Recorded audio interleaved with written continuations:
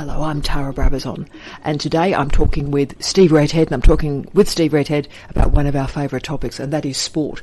But actually, Steve, this is about sport and sport in universities. And Steve, what do you think are the strengths, but also the challenges in teaching sport? And I know you've taught sport from leisure studies right the way through to sports law. So what are the great gifts and the great challenges or problems in teaching sport in a university setting? I've certainly found a real change in the way that you can use a subject like sport in universities around the world. My experience of teaching sport in a whole series of different disciplines and also in an interdisciplinary way is that partly because a lot of the students are actually interested in sport as a topic, but also interested in sport as a participation, you can get people interested in, say, in the legal field, really quite difficult areas of, say, company law, criminal law, property law, intellectual property law, international trade law, or whatever, through a topic that the students themselves are interested in the first place.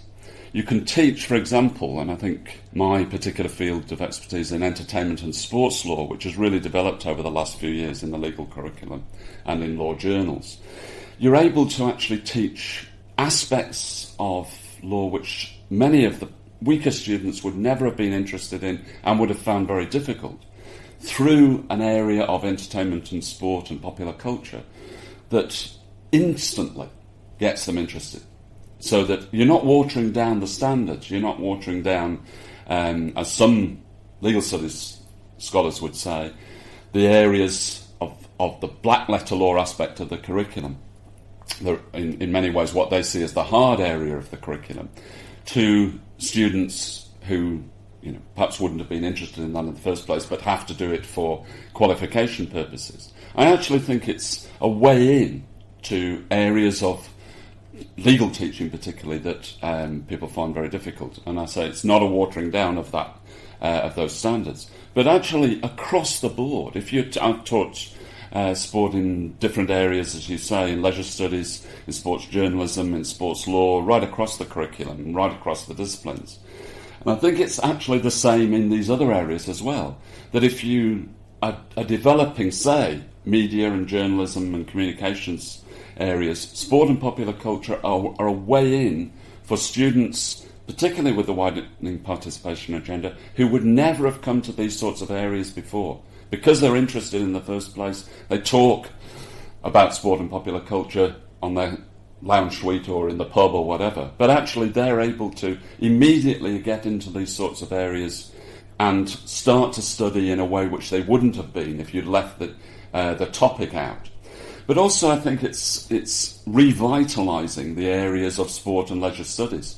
I think you're able to actually, like a magpie, pick from areas of sports law, sports media, sports studies, and you can make a really interesting sort of interdisciplinary course or series of courses on sport and leisure studies, for example. I always worry about what happens if we leave sport out. I think sport has a credibility issue, as does popular culture more generally.